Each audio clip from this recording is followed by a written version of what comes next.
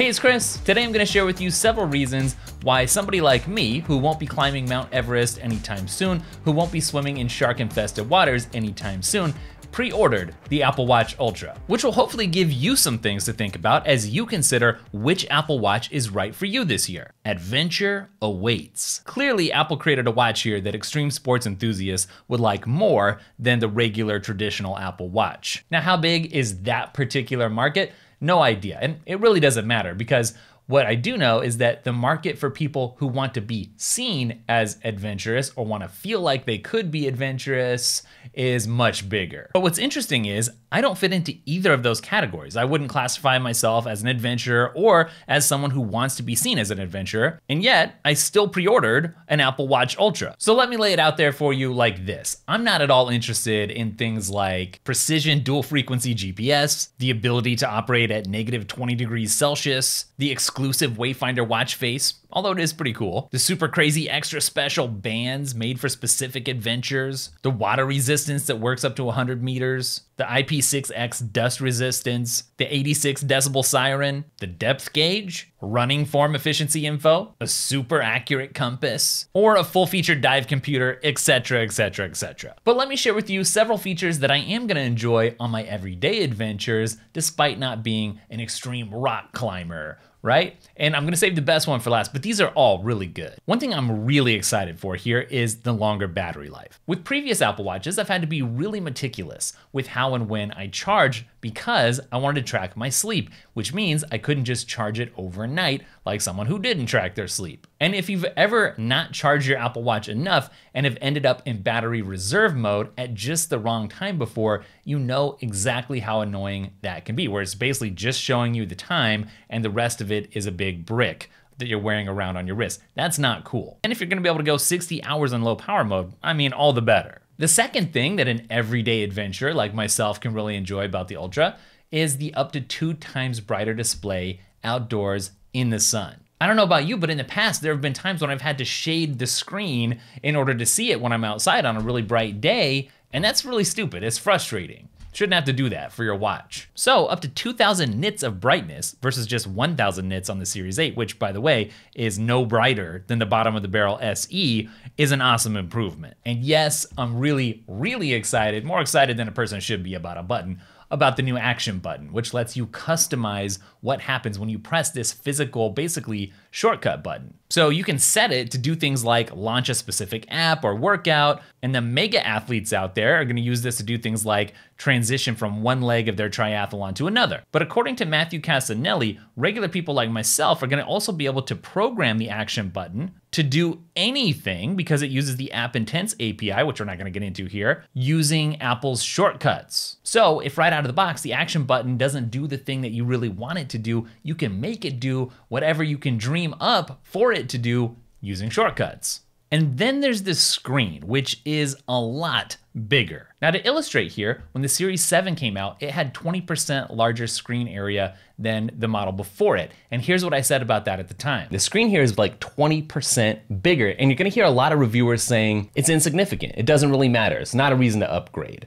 But I gotta tell you, the very first time I turned this on, saw the initial setup screen, I noticed immediately that the screen was bigger. When I saw the screen to enter the passcode and I saw how big these buttons felt, that's the thing, it feels bigger. It's not about looks, it feels different. It's subtle, but it's more significant than I think people are giving it credit for. So that was for the Series 7. Now, the Ultra has 27% more screen real estate than the SE and also 7% more screen area than the 8. And based on my previous experience, I think that's gonna make a very tangible, awesome difference. Speaking of screens, you probably should check out the Daily Tech wallpaper packs. I'll link them up for you down in the description so you can make the screen on your iPhone, your Mac, and your iPad look a bit more interesting. Also, you know me as someone who's covered the Apple Watch from many different angles over the years, including different apps for it, ways to make it more productive. I'm working on a productivity course that's just for people in the Apple ecosystem. So if you want to to get more done and have less burnout, you might want to sign up for notifications using the form down in the description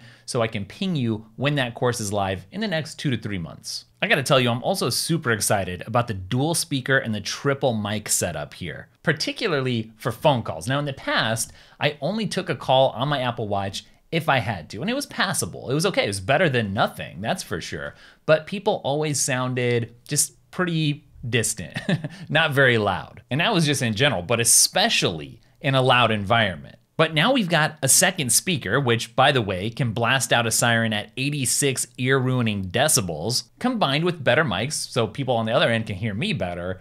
And now we have a situation where I probably won't mind, I'm guessing, taking phone calls on the Apple Watch. Now I'm not gonna spend a whole lot of time on this one, but the Ultra is obviously more rugged. Now subscribers have heard me say this a lot here on the channel, but I hate scratching up my Apple Watch, and I've done it many times over the years on the dumbest things, like I'll be on the treadmill and I'll accidentally swing the watch into the arm of the treadmill. These things happen just in everyday usage. You know, it's a fitness device and it'll get scratched up and then it doesn't feel new anymore. And that's really stupid. So an Apple Watch that's just tougher, that all on its own is worth paying a little bit extra for me, in my opinion, just right there, even in my non-Everest ascending life. But here's honestly what might be the biggest reason for me. And some of you might think this is the dumbest, stupidest reason, but still, the Ultra just looks different. I mean, the Apple Watch has become so mainstream in the last few years,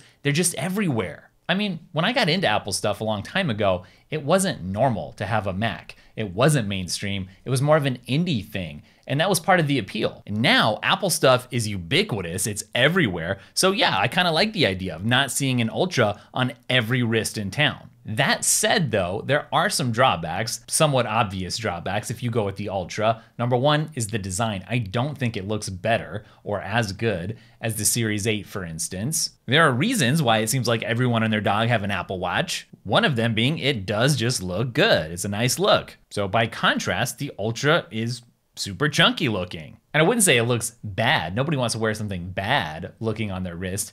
It looks good still, it's just not as good. But that chunkiness is gonna play a role in like how comfortable it is to sleep in. Like if you're really into monitoring your sleep, right? Tracking your sleep. Are you gonna want something that's a little stealthier and a little smoother, or something that's chunkier, you know, on your wrist all night and bigger? I mean, these are the trade-offs. And then there's the cost. Doesn't matter what you go with, you're gonna get cellular and it's gonna start at $799. And the bands here, if you want one of the bands that go with it, although other non-Ultra bands will be compatible here, I mean, those are $99 each. So this does just cost more. That's a different trade-off and downside as well. But like I said, I pre-ordered one of these. So if you wanna see, you know, what I think of this, all the stuff that I talked about in this video over the long haul, you know, as I'm using it, as I go about my everyday adventures, then hit subscribe if you haven't already. Get signed up for our newsletter, comes out on Fridays. It puts discovery of cool apps and accessories on autopilot for you Apple fans out there. Also, we got a podcast that's well worth tuning into, where we're gonna go more in depth on everything going on with Apple and also what's going on here at Daily Tech as well. People say it's kind of like hanging out with a friend. You can sign up for those down in the description. Get signed up for the course notifications. Check out our wallpapers. Of course, that's what helps keep this channel running and going. So thanks for your support, and I'll catch you in the next video. Later.